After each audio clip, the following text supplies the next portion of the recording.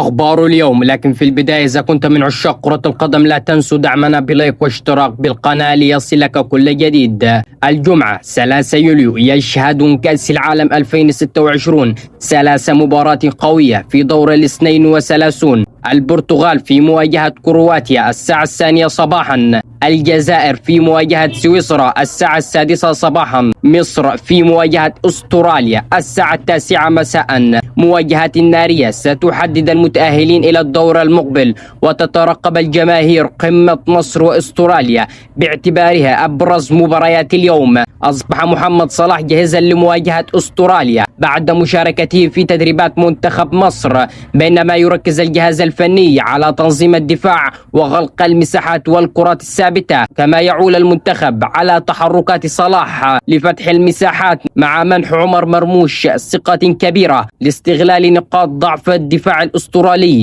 أمام اللعب الأرضي. دخل نادي تورو الفرنسي سباق التعاقد مع مصطفى شوبير بعدما قدم عرضا أولويا بقيمة 450 ألف يورو، ويرحب الأهلي برحيل الحارس في حال وصول عرض مناسب لا يقل عن 1.5 مليون دولار، وسط اهتمام أيضا من عدة أندية إسبانية أبرزها إشبيليا وجيرونا وديبورتيفيو الفاريس وأسوسانا. بعد تألقه اللافت مع منتخب مصر، تداولت صفحات على مواقع التواصل الاجتماعي أن مباراة مصر وأستراليا في دور 32 من كأس العالم 2026 ستنقل عبر قناة بين سبورت المفتوحة، وسط حالة من السعادة بين الجماهير المصرية التي أشادت بموقف الشبكة في إتاحة مباراة منتخب مصر للمشاهدين مجانا. وحتى الآن لا يوجد تأكيد رسمي من بين سبورت على هذه الأنباء، ولكن سنباشركم بالتفاصيل قريبا. وفي النهاية صل على النبي.